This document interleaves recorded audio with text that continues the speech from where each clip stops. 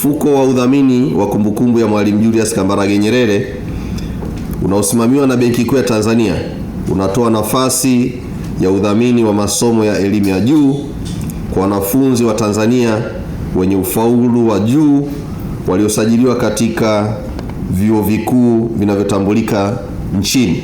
Katika kipindi chote cha udhamini huu mpaka sasa, mfuko wa udhamini wa kumbukumbu ya Mwalimu Julius Kambarage Nyerere umeweza kudhamini jumla ya wanafunzi 100 mpaka mwaka 2025-26, na kwa mwaka huu kwa sasa tunatoa nafasi za udhamini wanafunzi 10, ambapo nafasi 7 ni kwa ajili ya wanufaika wa ile shahada ya kwanza, yani bachelor degree, na nafasi 3 itakuwa ni kwa ajili ya wanufaika katika masomo ya shahada ya pili au shahada ya uzamili katika vyuo vilivyosajiliwa hapa nchini. Utaratibu ambao tayari umeanzishwa na Bodi ya Mikopo ya Elimu ya Juu, ambapo wanafunzi wote wanapata fursa ya kuingia kwenye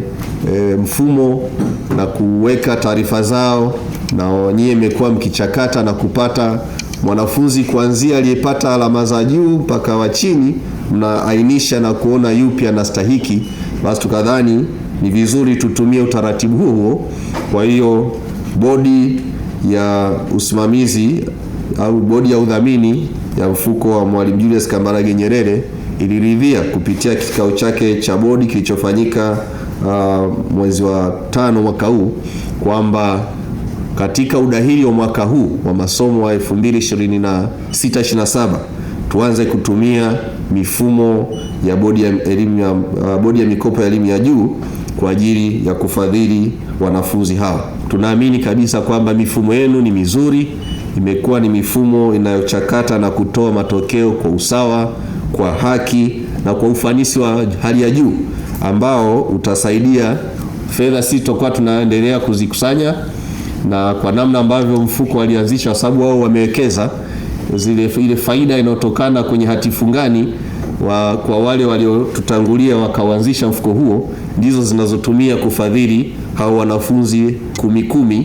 Lakini inawezekana siku zijazo kama mfuko utatunishwa zaidi, kwa sababu najua kule nao wana mikakati ya kuendelea kuboresha, basi siku zijazo inawezekana idadi kaongezeka. Kwa vijana wa Kitanzania watakaokidhi vigezi na kuomba ufadhili huu, nina ujumbe mmoja tu kwenu: iangalieni fursa hii kama dhamana.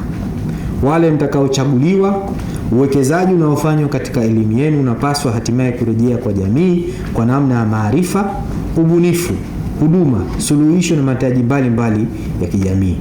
Tumieni maarifa mtakaopata kutatua changamoto. Tumieni utaalamu wenu kutengeneza fursa. Tumieni elimu yenu kuimarisha taasisi na jamii mtakazozitumikia. Tunapomfadhili mwanafunzi mmoja katika kupata elimu, hatokezi kwa mtu huyo peke yake. Tunawekeza katika maarifa ambayo mtu huyo atawapeleka katika taasisi, sekta na jamii kwa ujumla. Na hiyo ndiyo maana halisi ya kuwekeza katika kizazi cha baadaye.